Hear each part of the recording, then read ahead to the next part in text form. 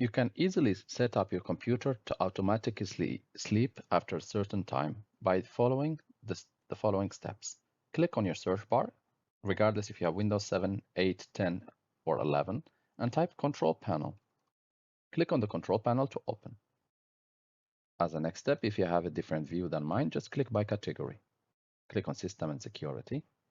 And under Power Options, there is Change Battery Settings. You want to click on that. As a next step, click on the last option on the left, Change when the computer sleeps.